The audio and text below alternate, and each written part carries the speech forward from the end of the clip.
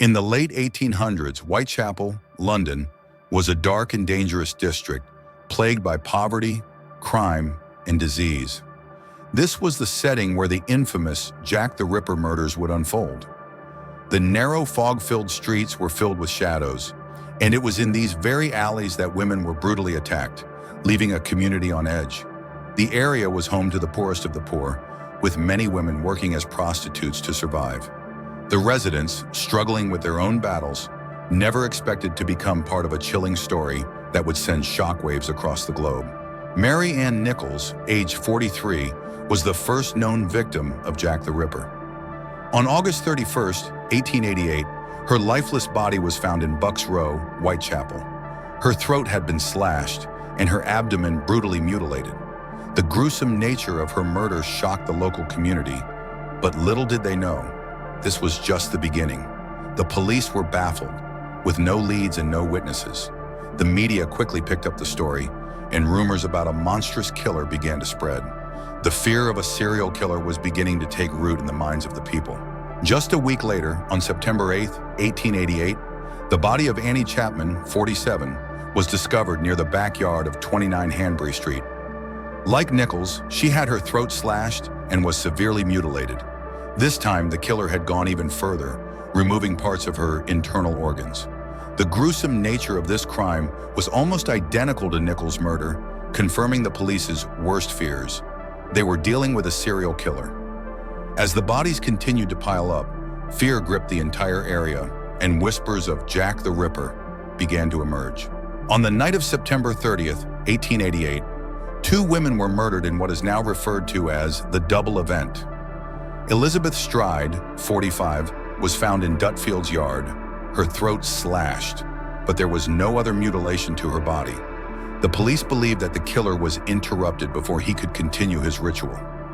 Just 45 minutes later, Catherine Eddowes, 46, was found in Mitre Square, having suffered the same brutal treatment as the previous victims. The two murders on the same night led to widespread panic, and the police were under intense pressure to catch the killer. The final and most brutal murder attributed to Jack the Ripper occurred on November 9, 1888.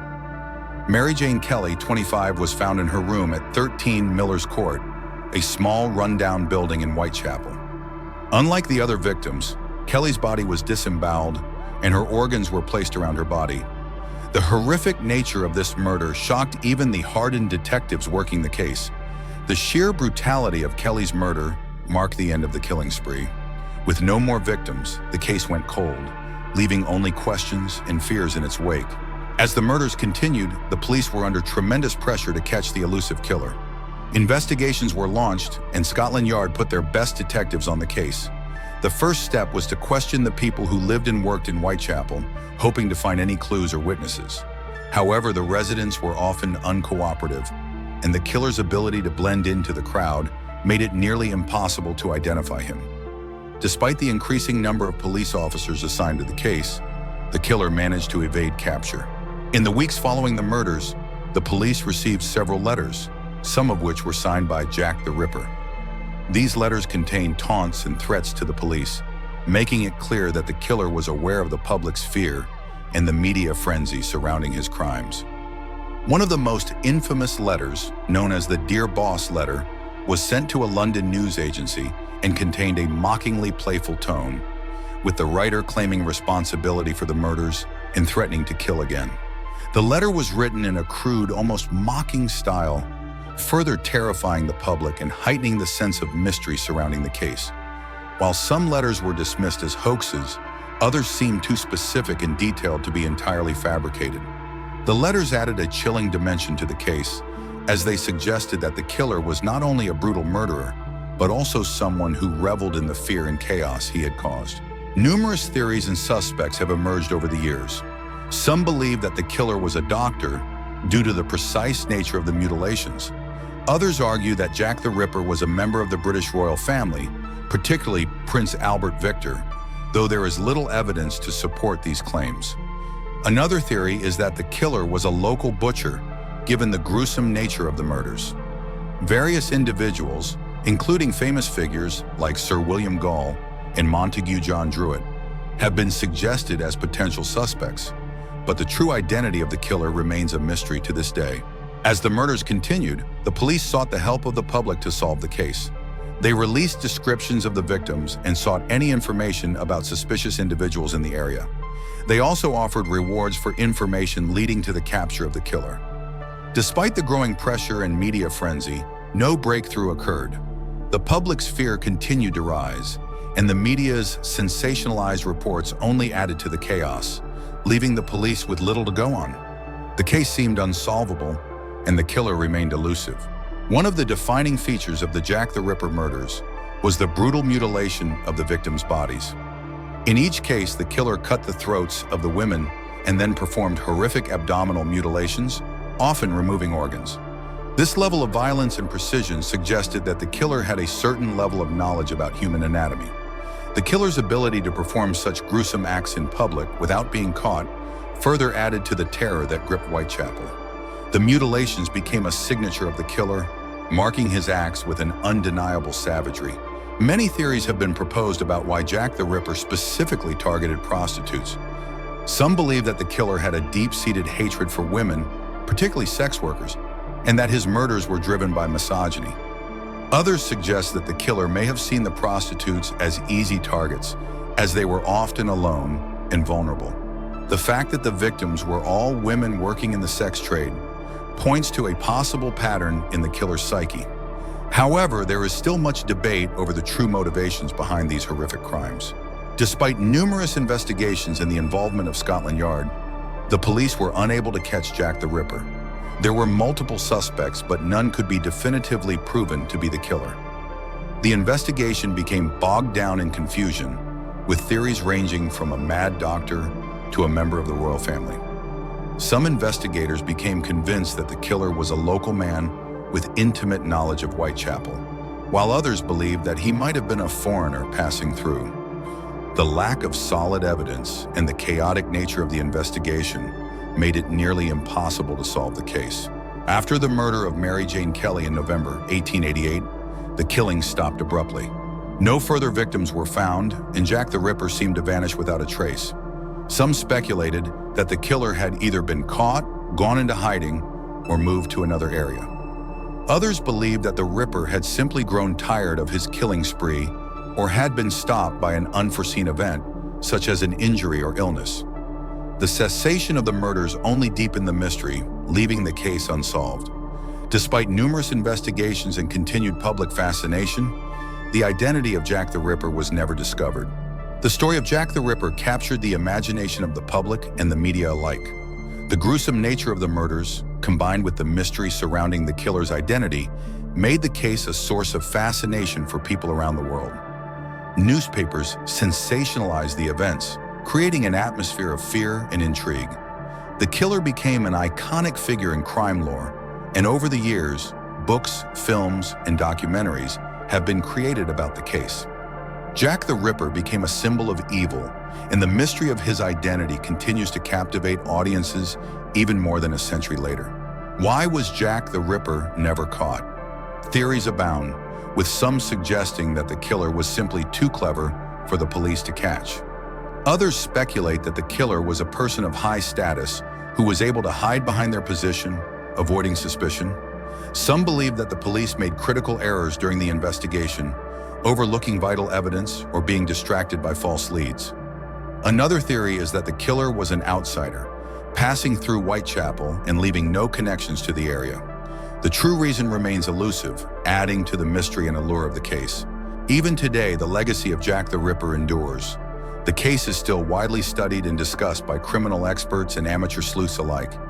It has inspired countless works of fiction, from novels to films, with the Ripper's name becoming synonymous with serial killers in popular culture. Many believe that the Ripper's crimes set the stage for modern criminal investigations and forensic science. The case remains one of the most infamous unsolved mysteries in history, with new theories and suspects still emerging even in the 21st century.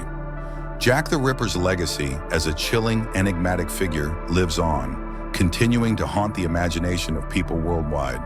The murders of Jack the Ripper had a profound effect on Whitechapel and the greater London area. Fear and paranoia spread through the streets as residents feared that the killer was still among them. The police were under intense pressure to solve the case, but their efforts were hampered by limited resources and confusion over the evidence. Whitechapel, already a poverty-stricken area, saw a rise in social unrest as people demanded justice and answers. The murders also sparked debates about the treatment of women, particularly those working in the sex trade, and the harsh conditions of the working poor in Victorian London. In the modern era, Jack the Ripper's case continues to intrigue both professional investigators and amateurs. With the advancement of forensic science, such as DNA analysis and digital databases, there has been renewed interest in solving the case. Some experts have even attempted to match DNA found at the crime scenes with modern descendants of potential suspects. However, despite new tools and technologies, the case remains unsolved, and the mystery of Jack the Ripper's identity endures. The modern-day obsession with the case only seems to add fuel to the fire, with new theories and speculations emerging regularly. More than a century has passed since the Jack the Ripper murders, but the mystery remains one of the most famous unsolved cases in criminal history. The killer's identity continues to be a subject of speculation and intrigue, with no definitive answers to explain his crimes. Jack the Ripper has become a symbol of unsolved mystery and a chilling reminder of the darkness lurking in the society's underbelly. Though the case remains unsolved, it continues to captivate the world, and the name Jack the Ripper will forever be associated with fear, violence, and the unknown.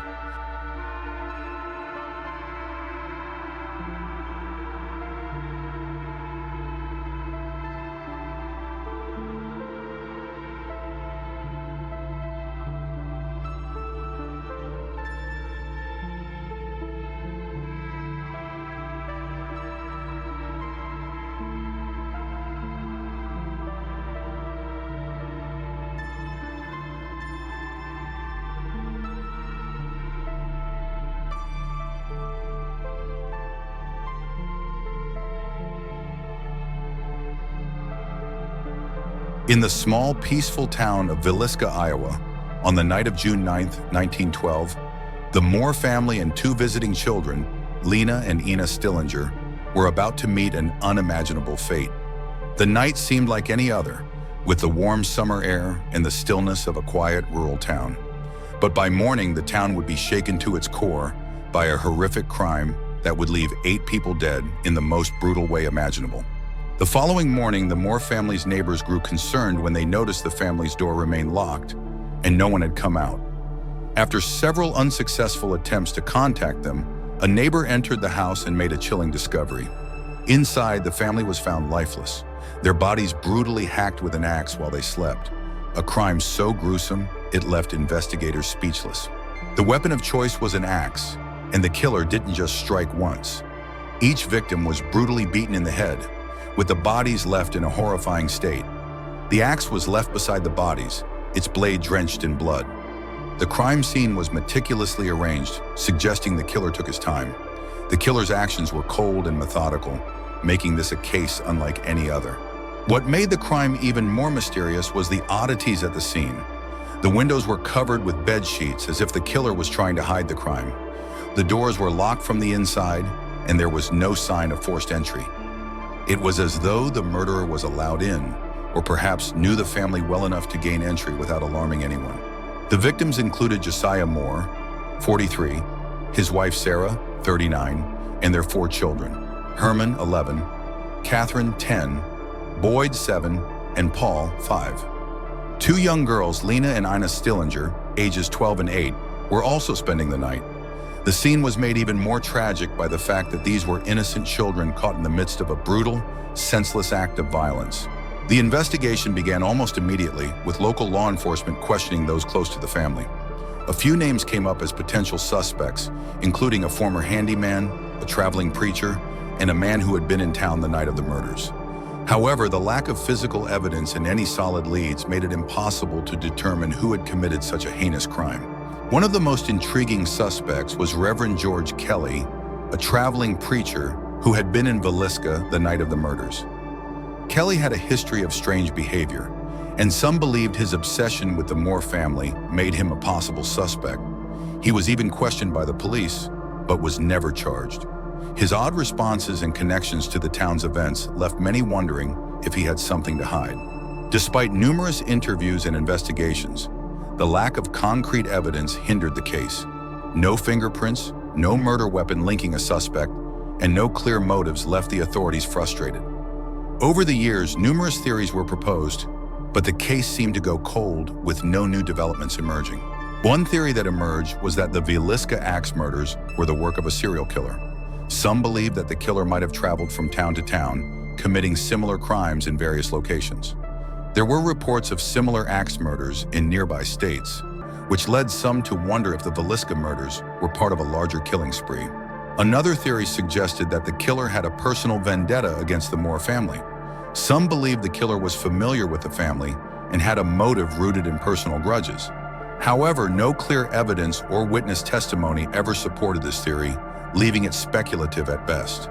The lack of any sign of struggle or robbery also cast doubt on the idea of a personal grudge, as nothing of value appeared to be taken from the house.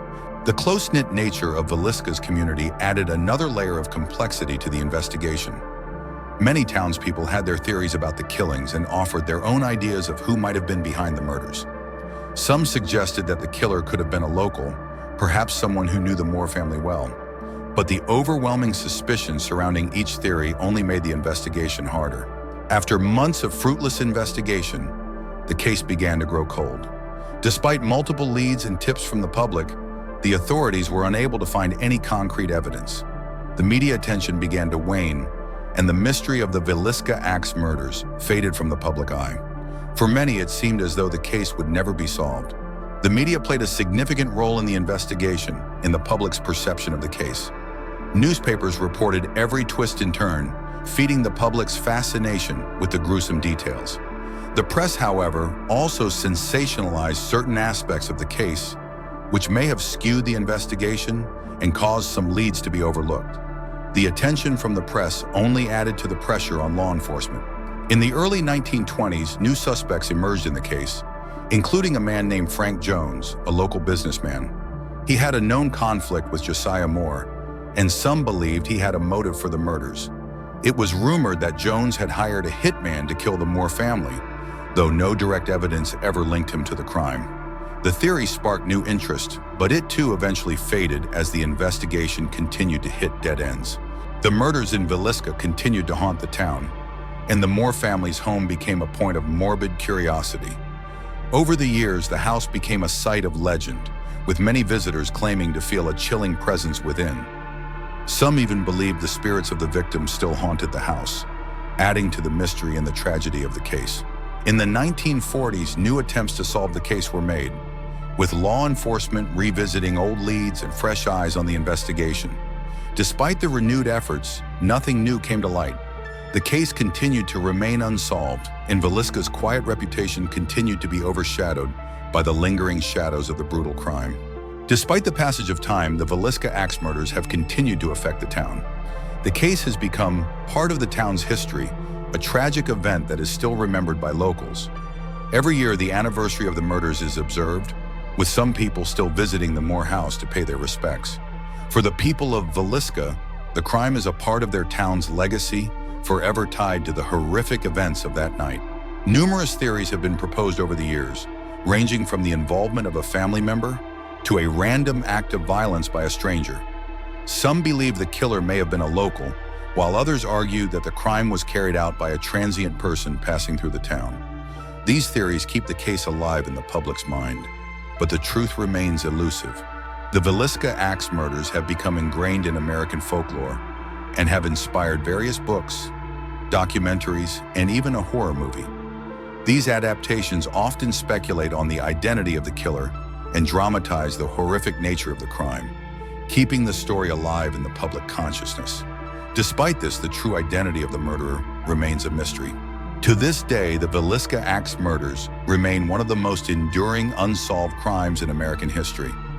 Despite numerous investigations, theories, and a wealth of speculation, the truth behind the murders remains elusive. For the people of Villisca, the murders are a painful reminder of the darkness that can sometimes lurk beneath the surface of even the most peaceful communities.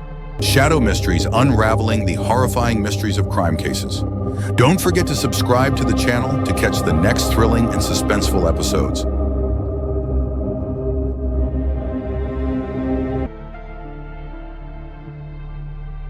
In 1968, Florence was rocked by the discovery of the first victims of the Monster of Florence murders.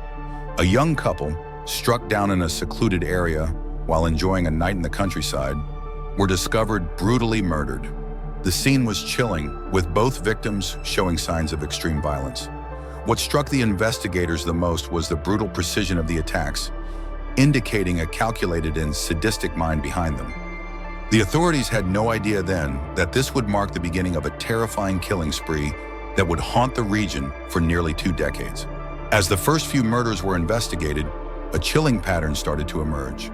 The victims were always couples, often young lovers, and they were killed in similar, brutal ways. The Monster of Florence would always attack them at night, in isolated rural areas, seemingly chosen for their seclusion. What made the murders even more disturbing was the method of killing. The victims were shot at close range, then stabbed, and in some cases, mutilated. The pattern suggested a highly organized and cold-blooded killer with specific preferences. The police quickly realized that they were facing something far more sinister than a random act of violence. As the number of victims grew, the authorities started to piece together the details of the crimes, realizing that they were likely dealing with a serial killer. Investigators combed through the crime scenes for evidence, but the killer left no clues, making it nearly impossible to track him down. The brutality of the murders and the seeming randomness of the locations left the police at a loss with no leads to follow. As the investigation progressed, it became clear that the killer targeted young lovers, seemingly choosing them at random. The victims were often just innocent couples out for a night in the countryside. Some of the victims were found in their cars, others in secluded areas away from civilization. The pattern of choosing isolated spots suggested that the killer wanted to operate in places where he wouldn't be disturbed or caught. What made these murders so chilling was the idea that anyone could be next, that love itself had become a death sentence. Survivors of the Monster of Florence murders were few, but those who managed to escape provided chilling descriptions of the killer. The first breakthrough came when a woman who survived one of the attacks described a tall, dark-haired man with a cold demeanor. She spoke of a figure who seemed eerily calm and calculated, even as he committed such brutal acts. These descriptions helped shape a profile of the killer, though the police were still no closer to catching him. The killings of the Monster of Florence were marked by an eerie silence. The killer moved through the countryside without leaving a trace, his attacks swift and calculated. There were no signs of struggle, no blood outside the bodies of the victims. This suggested a high level of skill and control, making the crimes even more unsettling. It was clear that the killer didn't just want to kill, he wanted to instill terror, to make sure that no one would feel safe in the countryside again. As the years went on, the number of victims continued to grow, and with each new murder, the terror in Florence spread. The police were no closer to solving the case, and fear began to permeate every corner of the city. More couples fell prey to the monster, with no clear motive and no reliable leads. Each crime scene told the same horrifying story. Innocent lovers caught in a brutal, unrelenting killing spree. The town of Florence was paralyzed by fear, with no answers in sight. As the investigation stalled, various theories began to emerge. Some speculated that the murders were linked to satanic rituals, pointing to the mutilations and the seemingly ritualistic nature of the killings. The fact that the victims were often young lovers only added to this theory. Investigators began looking into any possible connections between the murders and cults operating in the region, but despite their efforts, the theory remained unproven. Still, it fueled fear and speculation, further complicating the investigation. In 1981, the Monster of Florence struck again, killing another young couple in the same brutal manner as before. The murders sent shockwaves through the city, reminding everyone of the killer's cold, calculating nature. Despite the passage of years and the growing number of victims, the police still had no idea who the killer was. The town of Florence remained in a state of terror, with the killer seemingly able to strike at will and disappear without a trace. In 1985, A breakthrough occurred when authorities linked the murders to a man named Pietro Pacciani, a local farmer with a troubling history. Pacciani had been investigated years earlier for other suspicious deaths, but there was never enough evidence to charge him. However, new forensic evidence and witness testimonies led investigators to reopen the case, placing Pacciani under close scrutiny. The police believed they had finally found their man. In 1992, Pietro Pacciani stood trial for the murders of the young couples. The case attracted widespread media attention, with many believing that Pacciani was finally going to be held accountable for the horrifying crimes that had terrorized Florence for over a decade. However, the trial quickly became complicated. The defense argued that the evidence was circumstantial and some key witnesses were unreliable. Despite the growing pressure on the prosecution, the case against Pacciani seemed to be faltering. As the trial progressed, doubts began to emerge about the strength of the case. Key pieces of forensic evidence that were thought to be conclusive turned out to be unreliable or inconclusive. Pacciani's defense team capitalized on these flaws, casting reasonable doubt on his involvement in the murders. In 1994, after a lengthy and contentious trial, Pacciani was acquitted, though the decision was met with shock and disbelief by many, especially the families of the victims. Despite his acquittal, the case was far from over. In 1996, the Italian Supreme Court ordered a retrial, citing the possibility that new evidence could be brought forward. This retrial saw Pacciani facing charges once more, but the twists and turns of the case continued. In 1998, just before the new trial was set to begin, Pacciani passed away from a heart attack, leaving many questions unanswered. The case was officially closed, but doubts lingered about the true identity of the monster of Florence. In 2001, after years of stagnation, the case was reopened by investigators who were still determined to uncover the truth behind the monster of Florence killings. New forensic techniques, including DNA testing, led to the identification of possible new suspects, and the focus shifted to a man named Francesco Vinci. Vinci had long been considered a person of interest due to his unusual behavior and knowledge of the crime scenes. However, he too denied any involvement, and the investigation struggled to link him definitively to the murders. As of today, the true identity of the monster of Florence remains unknown. Although various theories and suspects have emerged over the years, the case continues to haunt both the city and the investigators involved. The brutal killings, with their eerie and ritualistic nature, continue to captivate the public's imagination, and the mystery of the monster of Florence persists as one of Italy's most infamous unsolved cases. The year is 1946, and the quiet town of Texarkana, Texas, is about to be shaken by a series of brutal and unsolved murders. Between February and May, the Phantom Killer, as he would come to be known, stalks the isolated lovers' lanes under the cover of night. No one knew it then, but Texarkana would soon become a place of fear, suspicion, and dark mystery that would linger for decades. The identity of the killer would become one of the most chilling unsolved cases in American history. It begins on February 22, 1946, when Jimmy Hollis, 25, and his girlfriend Mary Jean Larry, 19, are parked on a secluded dirt road outside Texarkana. The killer approaches them under the cover of darkness, his figure barely visible. Without warning, he pulls out a gun and orders the young couple out of the car. Jimmy is struck in the face, knocking him unconscious. The killer blinds Mary Jean and assaults her. Miraculously, both survive the attack. This horrifying incident sets the stage for what is to come. Weeks pass before the Phantom Killer strikes again. On March 24, 1946, Richard Griffin, 29, and his girlfriend Polly Ann Moore, 17, are found dead in Richard's car near a dirt road.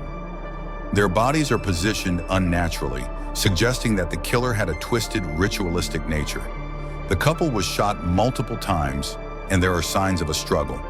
Despite no immediate clues, the town is plunged into terror as people begin to realize that a serial killer is on the loose. On April 14, 1946, the killer strikes again, this time targeting another couple, Betty Jo Booker, 15, and Paul Martin, 17. The pair is found dead near a secluded road. Betty Jo's body is discovered miles away from where Paul's body was found, suggesting the killer had taken deliberate steps to separate the victims. Despite the brutal nature of the murders, there are still no leads or clear motives. The small town is gripped with fear as the killer's identity remains unknown. As the attacks continue, local law enforcement and the FBI begin their investigation. The police receive hundreds of tips and leads, but every one of them goes cold. Witnesses who were near the crime scenes report hearing nothing, and no one is able to identify the killer. Investigators begin to speculate that the killer may be local, someone who knows the area well. Despite the intense investigation, the killer remains elusive. As the murders continue, the residents of Texarkana grow increasingly fearful. Couples no longer feel safe driving through the dark, secluded roads at night. The town is paralyzed with fear, and the once peaceful community is now consumed by the terror of a faceless killer. Local businesses close early, and people stay inside at night, afraid to venture out. Rumors spread like wildfire, and paranoia begins to grip the town. Investigators begin to realize that there is a disturbing pattern to the murders. Each attack involves couples parked in secluded areas, often under the cover of darkness. The killer uses a .32 caliber handgun, and in most cases, the victims are shot multiple times. The methodical nature of the killings suggests that the killer is familiar with the area and may have been planning these murders for some time. But despite these observations, the police are no closer to solving the case. On May 3, 1946, the Phantom Killer claims his final victims, Betty Jo Booker and Paul Martin. Their bodies are found in a similar fashion to the previous murders. But there is one key difference. The killer is no longer trying to hide the bodies. It seems he has grown bolder, more confident. The attack is the last known murder attributed to the Phantom Killer, and after this, he vanishes into thin air, leaving behind a trail of questions and chilling memories. With no new leads, the investigation comes to a halt. The police are left grasping at straws, trying to piece together any information they can. Despite intense efforts, including a massive manhunt, the identity of the killer remains a mystery. The killer's boldness, the chilling details of the murders, and his ability to evade capture leave the town paralyzed in fear, unable to move on. The lack of closure haunts the people of Texarkana for years, as they wonder if the killer is still out there. Over the years, many theories have emerged about the identity of the Phantom Killer. Some believe that the killer was a local man, familiar with the isolated roads where the attacks occurred. Others speculate that the killer may have been a military veteran suffering from PTSD, as the area had many soldiers returning from World War II. Despite numerous suspects, including several men arrested at the time, no one was ever charged. Theories continue to circulate, but the truth remains elusive. Despite the best efforts of the police and FBI, no major breakthroughs are made in the case. Dozens of suspects are questioned, but each leads to dead ends. The community grows increasingly frustrated as they feel the killer is still among them, watching their every move. The case goes cold, and for years, the Phantom Killer is nothing more than a terrifying ghost story passed down through generations. The last known victims of the Phantom Killer were Betty Jo Booker and Paul Martin. Their deaths marked the end of a reign of terror that lasted for over 3 months. The killer's final act was no less brutal than the others, and his motive remains unclear. Were these murders the work of a deeply disturbed individual, or did they serve a darker purpose? No one knows, but the town of Texarkana would never forget the terror that swept through it during those dark days. The media played a huge role in shaping the fear surrounding the Phantom Killer. News outlets sensationalized the murders, making the case even more terrifying for the residents of Texarkana. Stories about the mysterious killer, who seemingly struck without warning, filled the front pages of newspapers. While the media helped bring attention to the case, it also intensified the paranoia in the town, as everyone began to wonder if they were next. As the years pass, the mystery of the Phantom Killer continues to linger. Questions remain unanswered. What was his motive? Why did he target couples on secluded roads? What made him stop? And most chillingly, is he still alive today, living among us, waiting for the next moment to strike? These questions haunt the minds of those who lived through the terror of 1946, and the case remains one of the most haunting unsolved mysteries in American criminal history. On the night of March 8, 2014, Malaysia Airlines flight MH370 took off from Kuala Lumpur International Airport at 12:41 a.m. It was a routine flight, with 239 passengers and crew on board, heading to Beijing. Everything appeared normal until about 40 minutes into the flight, when the plane's radar contact was lost. The final communication from the cockpit was a brief, casual, "Good night, Malaysian 370, which was the last time anyone heard from the plane. Shortly after, all communication vanished. No one knew that this would be the beginning of a mysterious aviation case that would capture the world's attention for years to come. The last communication from the cockpit was at 1:19 a.m., and after that, nothing was heard. Air traffic controllers tried to re-establish contact with the aircraft, but were unsuccessful. The plane's flight path, which had been meticulously planned, was suddenly interrupted. At first, it seemed as though the plane had suffered a minor glitch or technical issue, but as the hours passed and no further communication came through, it became apparent that something much more serious was unfolding. The aircraft had seemingly disappeared from radar without leaving any trace. Radar images revealed that after losing communication, the aircraft took an unexpected turn. It veered off its planned course and began heading west, toward the southern Indian Ocean.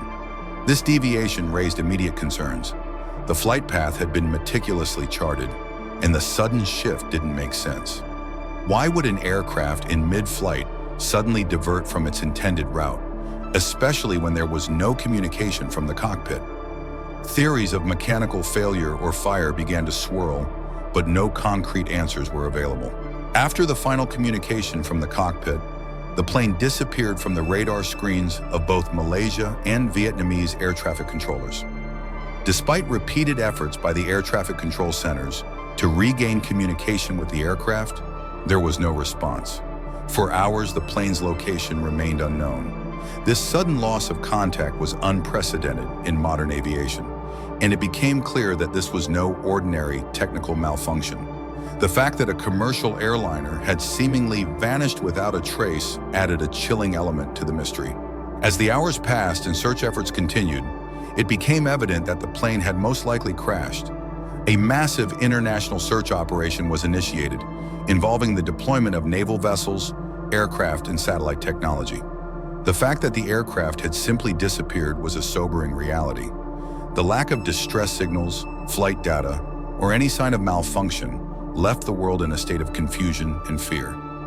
The families of the passengers waited anxiously, hoping for any news, but days passed without answers. Search efforts initially focused on the South China Sea, where the aircraft had been last tracked. But as time passed, new satellite data revealed that the plane had continued to fly for hours after losing contact. The search zone expanded to the southern Indian Ocean, an area that was vast and difficult to access.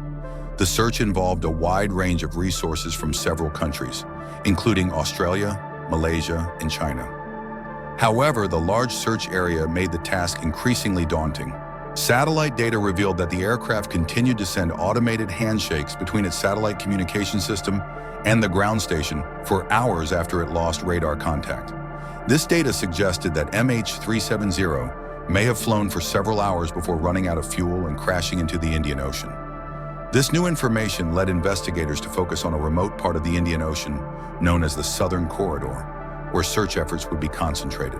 As search efforts intensified in the southern Indian Ocean, the vast expanse of the water made it increasingly difficult to pinpoint the wreckage. The area was so remote that it took months for search teams to even begin scanning the ocean floor. The challenges of searching such a large area in deep, treacherous waters, coupled with unpredictable weather conditions, made the task a daunting one.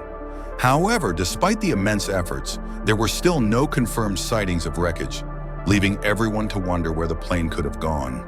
After years of searching, a breakthrough came in July 2015, when a piece of wing flaperon was found washed up on the shores of Réunion Island, located in the Indian Ocean. This discovery provided the first tangible evidence that the aircraft had indeed crashed in the southern Indian Ocean. The piece of debris was identified as part of the wing of MH370, offering a glimmer of hope to those who had been tirelessly searching for the plane. However, the discovery only raised more questions. How did this small piece of debris end up so far from the search area? As new pieces of debris continued to wash up along the Indian Ocean's shores, many theories began to emerge regarding what happened to Flight MH370. Some believed that the plane had been hijacked and deliberately diverted to a remote location, while others suggested that the crew may have been incapacitated due to a sudden emergency. Conspiracy theories too began to spread, with some speculating about terrorism, mechanical failure, or even the possibility of a mass suicide. The lack of concrete evidence left room for endless speculation, but still no definitive answers emerged. The official investigation into the disappearance of MH370 was led by the Australian Transport Safety Bureau, ATSB, in collaboration with Malaysia, China, and other international bodies. The search focused on a 120,000 square kilometer area in the southern Indian Ocean. Investigators scoured the ocean floor with the help of sonar technology and underwater drones, but their efforts were hampered by the difficult terrain. Despite the best efforts of some of the world's most advanced search teams, the black boxes of the aircraft were never found. The search for the black boxes became one of the central focal points of the investigation. The black boxes, which include the flight data recorder and cockpit voice recorder, are crucial in understanding what happened on board the plane in its final moments. However, despite extensive efforts, the black boxes were never located. Investigators followed the analysis of satellite data to narrow down the search area, but the black boxes remain one of the greatest mysteries in the disappearance of MH370. The families of the passengers on board MH370 have faced unimaginable pain and suffering. For years, they have fought for answers, but instead of closure, they have been left with more questions. They have been forced to endure the uncertainty of not knowing what happened to their loved ones. The search for answers has not only been a matter of uncovering the truth, but also a personal quest for justice, as many families demand accountability from the authorities and the airline for the tragedy. Another theory that surfaced over the years was the possibility that MH370 made a controlled landing after losing contact. Some experts suggested that the plane may have landed on a remote runway or an island. However, no evidence of this theory has ever emerged.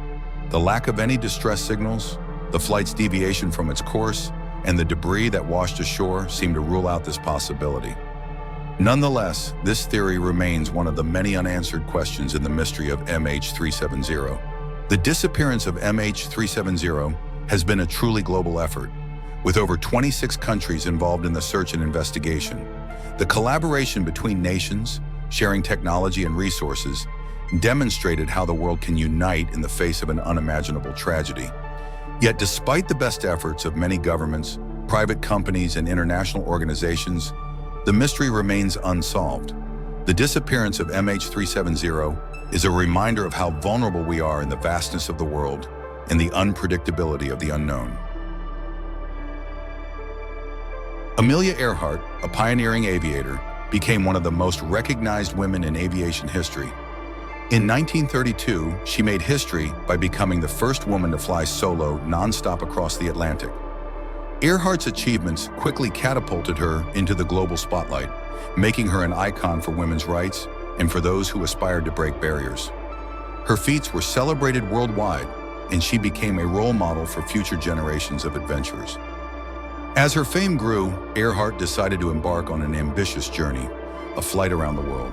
In 1937, Earhart set her sights on a feat that no one had yet accomplished, a flight around the world.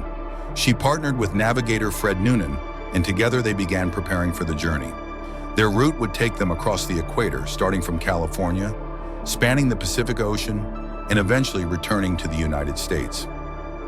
The two pilots had only one plane in mind, a Lockheed Electra 10E, a state-of-the-art aircraft capable of long-distance flight. The ambitious project garnered widespread attention, and the world watched eagerly as the preparations took shape. On May 21, 1937, Earhart and Noonan took off from Oakland, California, to begin their round-the-world journey. They successfully made several stops across the globe, including South America, Africa, and India. As they approached Southeast Asia, their trip was going according to plan, and they were ahead of schedule. However, on July 2, 1937, they were in the middle of a challenging leg of the journey, an over-ocean flight from Lae, Papua New Guinea, to the island of Howland, located in the Pacific Ocean. The last communication from Earhart's plane was made at approximately 8:43 a.m. on July 2, 1937, when she radioed the Itasca a U.S. Coast Guard vessel stationed near Howland Island. She reported that she was having difficulty locating the island and was running low on fuel. Earhart requested a bearing from the ship to help guide her to the island. This was the final contact with the plane, and after that, all radio signals stopped. It is believed that the plane disappeared shortly after this transmission.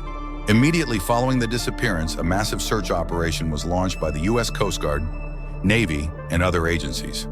Over 100 ships and planes scoured the vast Pacific Ocean, looking for any signs of the missing aviators or their plane. The search lasted for weeks, but no trace of Amelia Earhart or Fred Noonan was ever found. The efforts were called off after nearly 2 weeks of intense searching, and the world was left to wonder what had happened. As time passed without any definitive evidence, various theories began to emerge regarding the fate of Earhart and Noonan. One of the earliest and most persistent theories suggested that the two aviators had crashed and become stranded on a remote island. Others speculated that Earhart had attempted an emergency landing on a different island, or even that she had been captured by the Japanese military. These theories would evolve into a complex web of speculation over the decades. One of the most popular theories was that Amelia Earhart had been captured by the Japanese military. This theory suggested that Earhart and Noonan had strayed into Japanese-controlled airspace and were forced to land on a remote island in the Pacific. Some proponents of this theory claimed that Earhart had been held as a prisoner and eventually died in captivity, though no evidence ever surfaced to support this claim.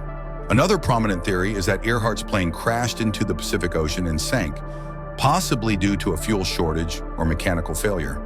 This theory is supported by the fact that Earhart reported running low on fuel before her final transmission. However, despite numerous searches of the ocean floor, no wreckage of the plane has ever been found. Some believe that the plane's wreckage is deep in the ocean, beyond the reach of current search efforts.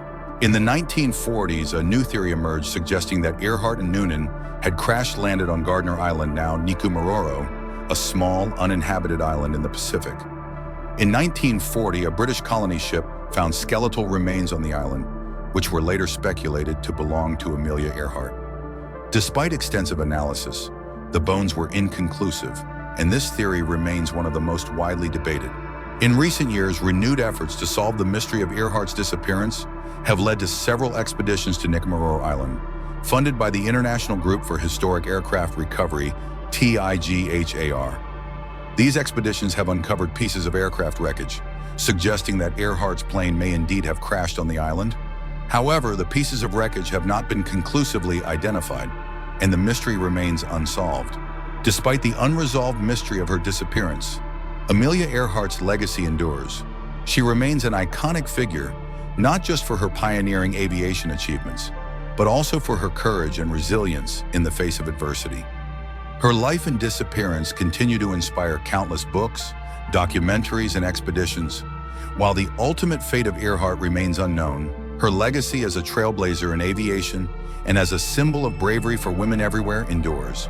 With advancements in technology, new search methods have been employed to explore areas previously inaccessible. Drones, sonar, and underwater robotics are now integral parts of modern search expeditions, helping to map the ocean floor and search for wreckage in places once thought unreachable.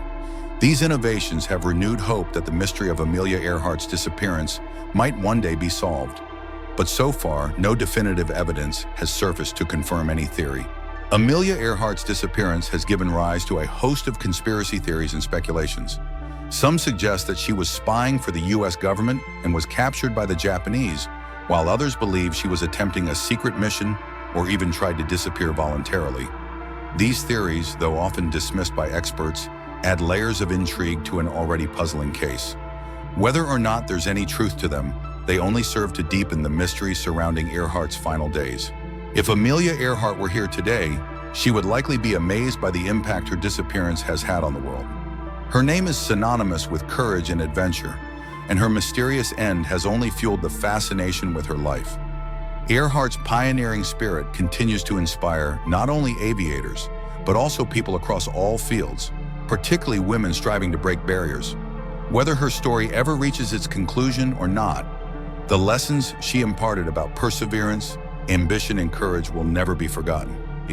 Amelia Earhart's final flight was meant to be another milestone in her career, But it ended in one of the greatest mysteries of the 20th century. Though we may never know the full story of what happened that fateful day, Amelia's bravery and ambition live on in the hearts of those who admire her. Her disappearance serves as a reminder of the risks and rewards of chasing one's dreams, and her legacy will continue to inspire generations to come. Amelia Earhart was not just an aviation pioneer. She was a symbol of the spirit of adventure, and she will always be remembered. In the evening of November 28, 1981, Natalie Wood and her husband, actor Robert Wagner, set sail on their yacht, Splendor, for a weekend getaway to Catalina Island. The atmosphere was calm, but tensions soon began to rise as the evening unfolded. Joining them was Natalie's co-star from the film Brainstorm, Christopher Walken. This would become the night that changed everything, leading to a mysterious tragedy that would haunt Hollywood for decades. The evening began like any other, with dinner and drinks. But as the night wore on, tension grew. Wood was known to have a volatile relationship with Wagner, especially during times of stress. There were rumors of disagreements earlier that night, but details about the conversations between the three remain unclear. By the time the night turned into morning, something tragic would unfold, and Natalie would never be seen alive again. On the morning of November 29, 1981, Natalie Wood was found missing from the yacht. Wagner and Walken, who had both been on board, claimed that Wood had gone missing during the night. They explained that Wood had been drinking heavily and may have fallen overboard while attempting to board a small dinghy. A search was launched immediately, but the question arose, why would she attempt such a dangerous move alone? The search for Natalie Wood began at sunrise. The Coast Guard and local authorities were quickly involved, but as hours passed, there were no signs of Wood. The yacht was anchored, and the crew, along with Wagner and Walken, searched the area frantically. Despite their efforts, no one could find her. It was as if she had vanished without a trace. But the first of many strange details would soon emerge. At approximately 8 a.m., Wood's body was discovered floating in the water, about a mile from the yacht. The coroner confirmed that she had drowned. The initial conclusion seemed simple: a tragic accident caused by a drunken fall into the water. However, the discovery of bruises on Wood's body would soon cast doubt on this conclusion, leading to further questions about the circumstances of her death. Local authorities began their investigation, but there were already inconsistencies in the testimonies of the individuals on board. Wagner claimed that he had been asleep when he noticed that Wood was missing, but he later contradicted himself by mentioning that he had been looking for her. Walken, the third person aboard the yacht, was questioned, but was unable to provide any answers that clarified the situation. The first theory to emerge was that Wood, who had been drinking heavily, had fallen off the yacht in the middle of the night while attempting to board a dinghy. This seemed like a plausible explanation, especially given Wood's known history of drinking and past struggles with alcohol. However, many questioned why she would attempt to leave the yacht on her own in the middle of the night, especially when there were other people aboard who could have assisted her. Wagner's behavior after Wood's disappearance raised eyebrows. He seemed unusually calm in interviews with authorities, which some found suspicious. His inconsistencies in his testimony and his reluctance to answer certain questions fueled the growing suspicion that there was more to Wood's death than a simple accident. Some even speculated that Wagner may have been involved in her death, but no definitive evidence has ever been found to support this theory. Walken's testimony was also scrutinized. He claimed that he had gone to his cabin early in the evening and had not heard anything unusual during the night. However, his statement was questioned, and some speculated that he may have known more about the events leading up to Wood's death than he let on. Walken was not directly implicated in the case, but the mystery surrounding his lack of knowledge added another layer of intrigue. As investigators dug deeper, suspicion of foul play began to grow. The bruises found on Wood's body raised serious questions about the cause of her death. Some theorized that she may have been involved in a violent altercation before falling into the water. Others believed that her death could have been the result of an argument that escalated. Yet there was no direct evidence linking anyone to the crime. In 2011, over 3 decades after Natalie Wood's death, the case was reopened by the Los Angeles County Sheriff's Department. New evidence, including the controversial release of new witness statements, sparked further investigations. Former investigators revealed that Wagner had been uncooperative, and had refused to speak with authorities. As time passed, the questions surrounding Wood's death only grew louder. Was it truly an accident? Or was there something darker behind her tragic end? One of the most significant developments in the case came from Robert Wagner himself. Over the years, his statements about the night of Wood's death changed. Initially, he claimed that he had not seen anything unusual, but later, his accounts shifted, including conflicting details about the boat's location. Some began to wonder if Wagner had been hiding something all along. Was he trying to protect himself or someone else? As more details emerged about the relationships between the individuals aboard the yacht, one theory started to gain more traction. The idea that an argument between Robert Wagner and Natalie Wood may have escalated to violence. Some speculated that during a heated dispute, Wagner might have pushed Wood or caused her to fall, either accidentally or intentionally. However, no physical evidence was found to confirm this theory, leaving it as mere speculation.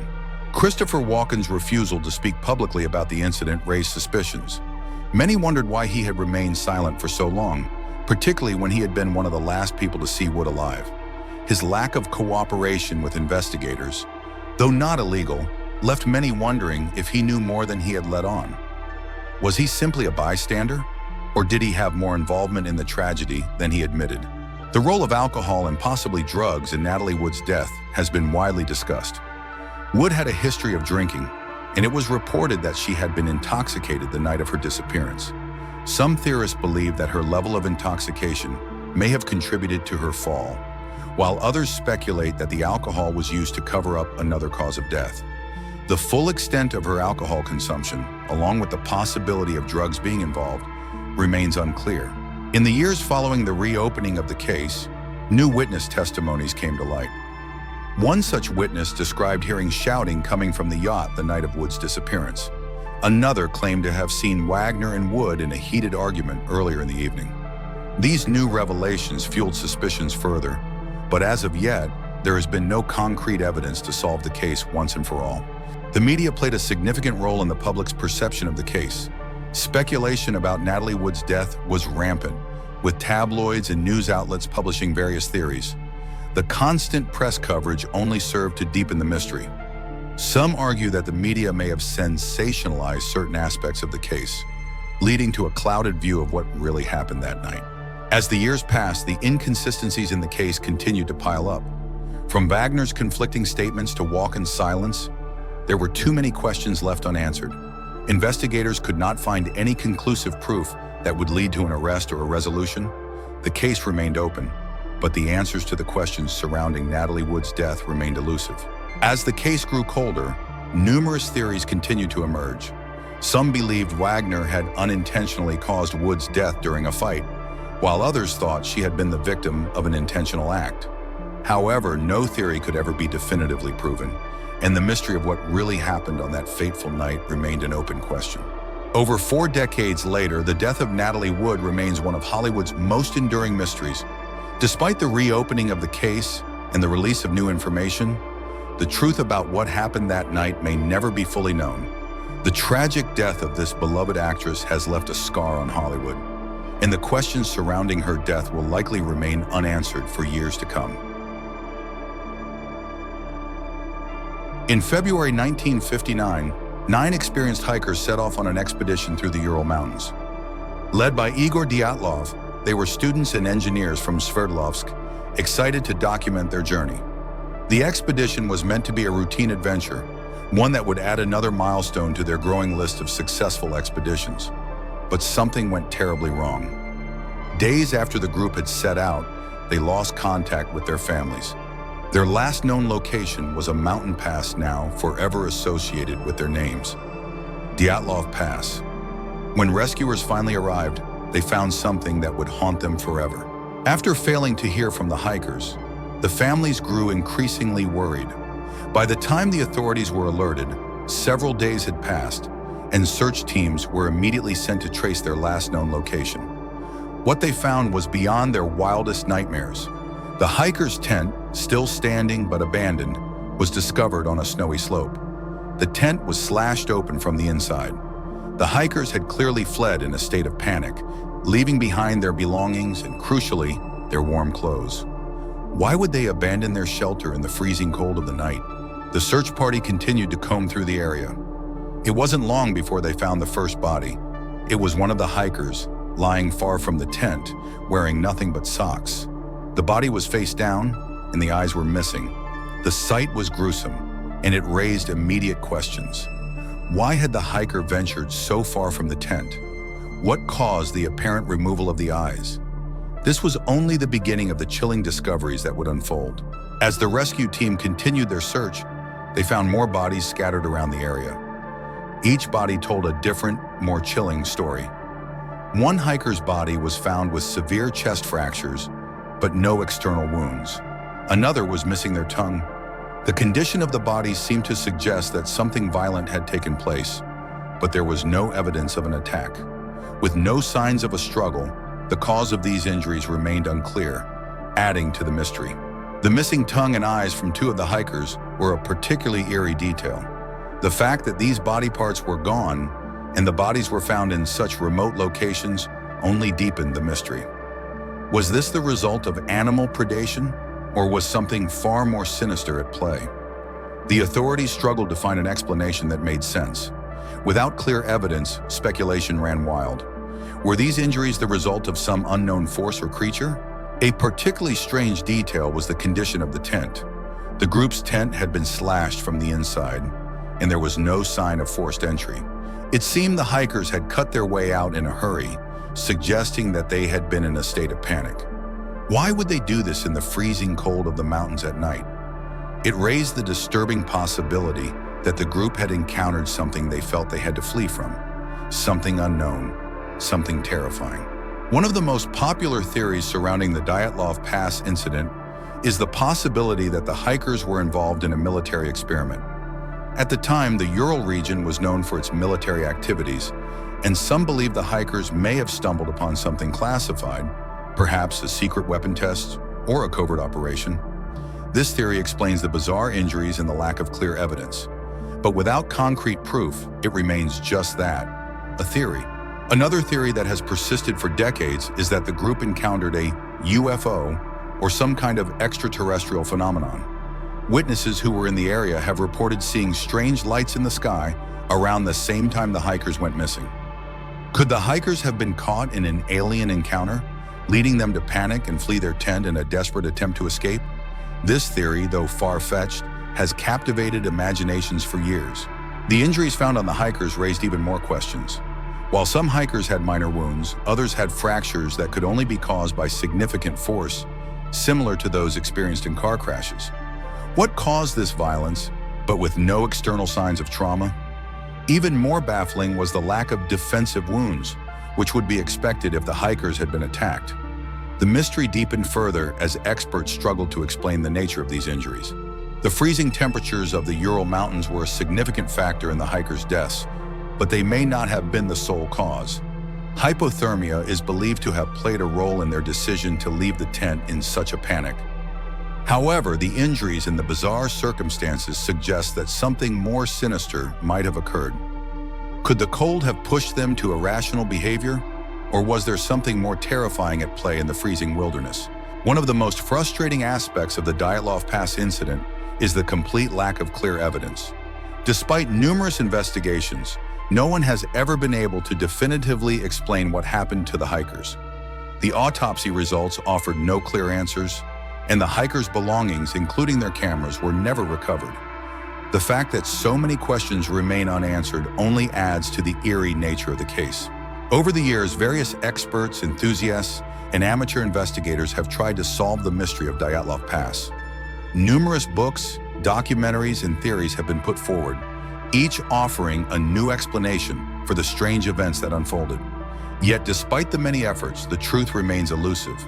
Could we ever truly know what happened that fateful night? The search for answers continues, and the mystery of Dyatlov Pass endures. Numerous theories have been proposed, ranging from an avalanche to military involvement, UFO encounters, and more. Some believe the group was simply in the wrong place at the wrong time, while others argue that the evidence suggests something more sinister at play. Whatever the truth is, the mystery has captivated generations. The Dyatlov Pass incident is one of those cases that continues to defy explanation. In recent years, new information has surfaced.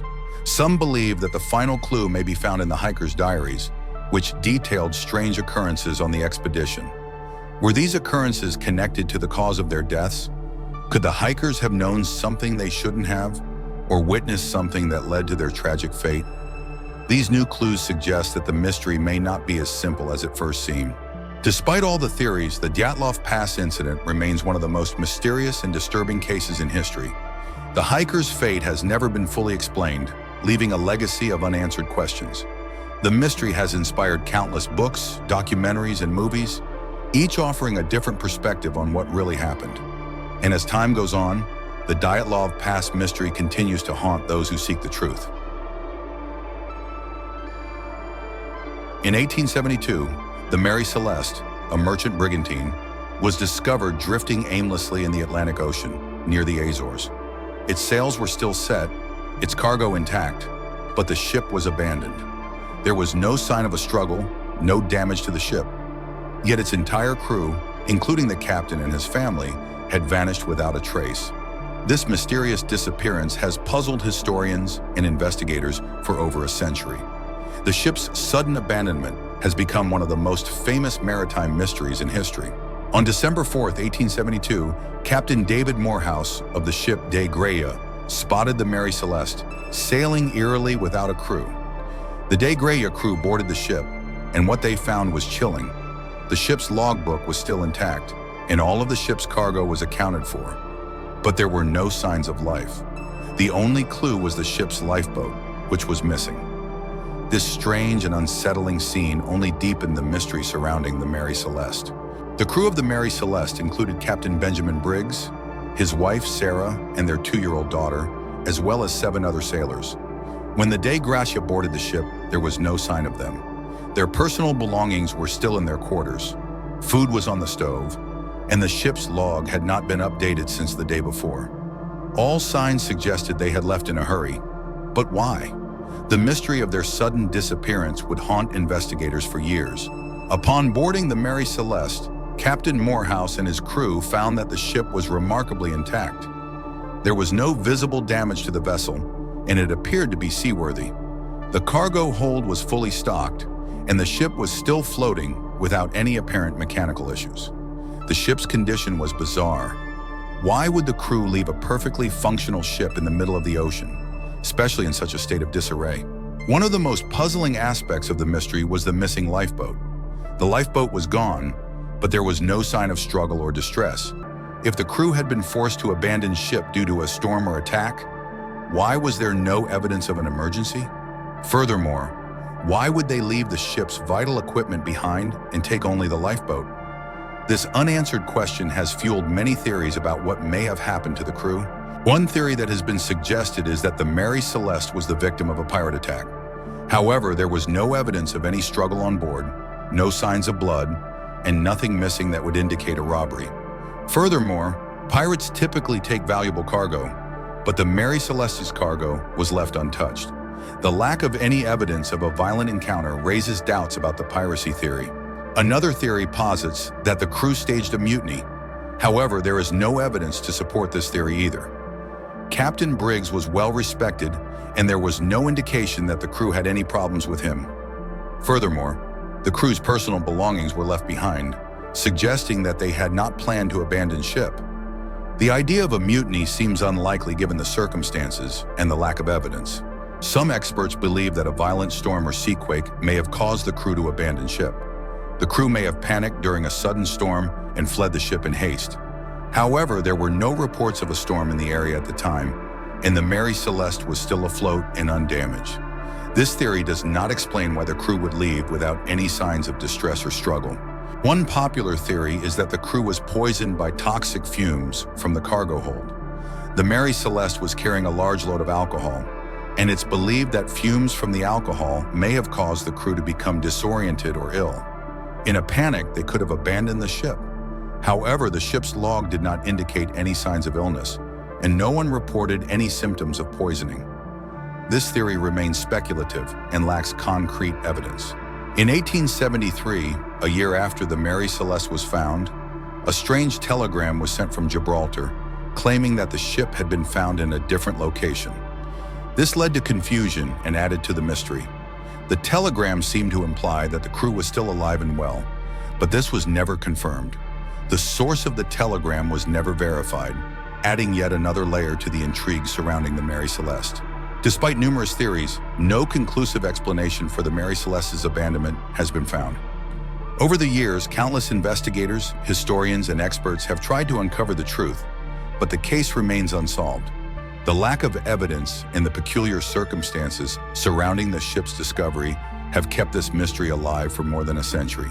The legend of the Mary Celeste has grown over time, with many describing the ship as a ghost ship. The ship's eerie discovery, coupled with the strange disappearance of its crew, has sparked the imaginations of sailors and storytellers alike. The story of the Mary Celeste continues to be passed down as one of the most enduring maritime mysteries in history. The story of the Mary Celeste has become a symbol of mystery and intrigue in popular culture. Books, films, and television shows have been inspired by the case, each presenting a different version of events. The Mary Celeste has become more than just a ship. It is a symbol of the unknown and a reminder of how some mysteries can never be fully understood. In recent years, new investigations into the Mary Celeste mystery have reignited interest in the case. Experts have used modern technology and scientific methods to study the ship's condition and the surrounding events. Despite these advancements, no definitive answer has been found, and the Mary Celeste continues to be an enigma that baffles researchers. Some theories suggest that a few members of the crew might have survived the mysterious event.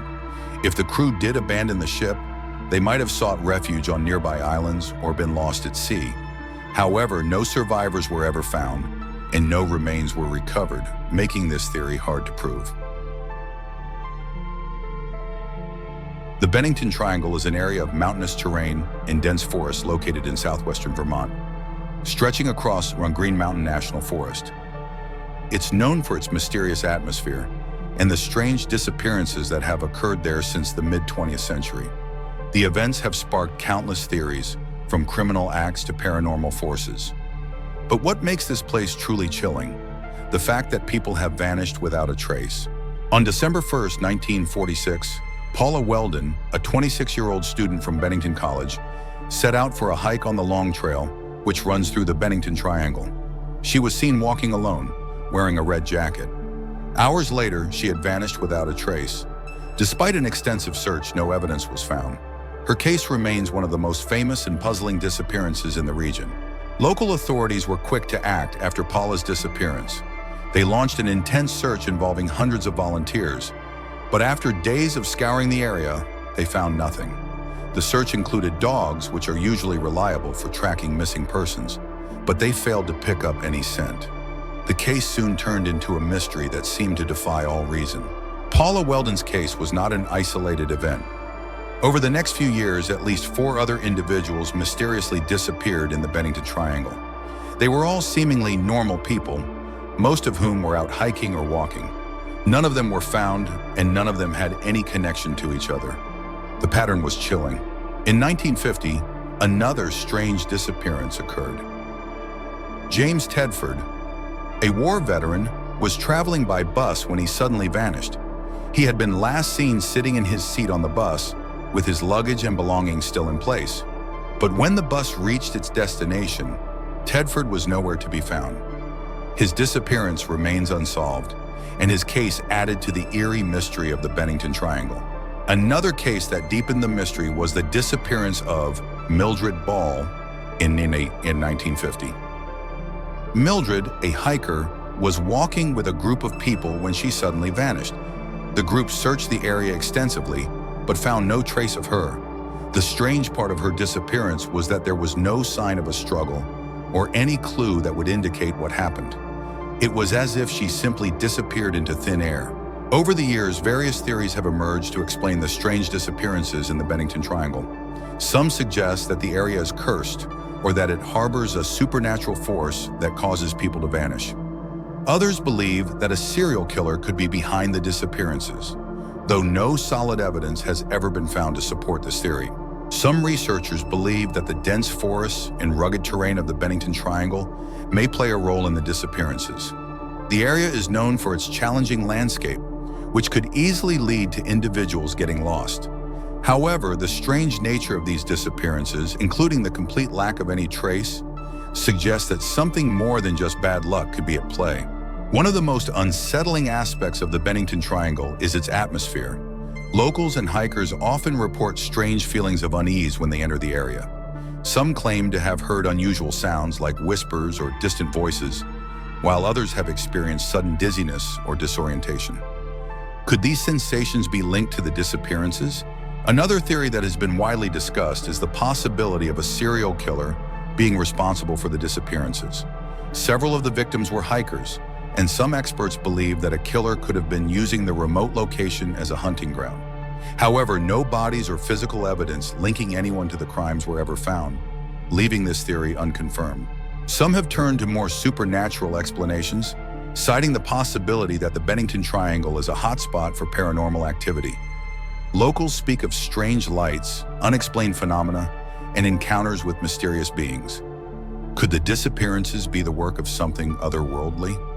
Skeptics dismiss these ideas, but they add an unsettling layer to the mystery.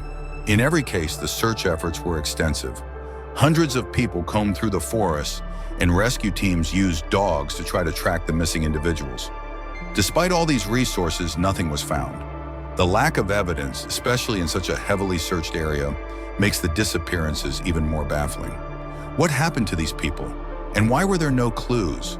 As investigators continued to look into the disappearances, they began to notice a pattern. The victims seemed to vanish without a trace, often in similar locations. Some experts have suggested that the disappearances may be linked, but the police were never able to draw a firm connection between the cases. Was there a hidden connection that no one could see? The Bennington Triangle area has a long history of local folklore and legends. Some believe that the land is cursed or inhabited by spirits that cause these disappearances. Local stories tell of strange, mysterious creatures and strange occurrences that go back centuries. Could these ancient tales offer some explanation for the disappearances? The mystery of the Bennington Triangle persists to this day. With no clear answers, the story of these disappearances remains one of the most perplexing, unsolved mysteries in American history. The Bennington Triangle continues to captivate the imagination of those who are drawn to unsolved mysteries, keeping the legend of the missing hikers alive. Many have come to believe that the Bennington Triangle holds a dark and mysterious power. Whether it is the supernatural or something grounded in reality, this place seems to be a vortex for inexplicable events. It is as though the land itself is drawing people into its grasp, one by one. What force could this be? Although the case has gone cold, modern investigators continue to look for new clues. With the advancement of technology and new research into the area, some hope that a breakthrough will eventually be made. However, the dense forests and unpredictable terrain make it extremely difficult to uncover new evidence. Will the truth ever be revealed? The mystery of the Bennington Triangle has transcended time and has even made its way into popular culture. Documentaries, books, and even movies have explored the eerie events in the region. The legend of the missing hikers remains an unsettling topic of conversation for those who are drawn to the strange and unexplained. As the years go on, the mystery of the Bennington Triangle refuses to be solved.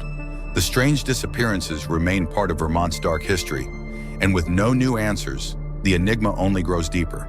The land still holds its secrets, and the search for truth continues. The lost hikers of the Bennington Triangle are now a symbol of the unknown, their disappearances continuing to haunt the region. Their stories live on, passed down through generations, inspiring curiosity and fear in all who hear them. As long as the legend remains, the mystery of the Bennington Triangle will never fade. Shadow Mysteries, unraveling the horrifying mysteries of crime cases. Don't forget to subscribe to the channel to catch the next thrilling and suspenseful episodes.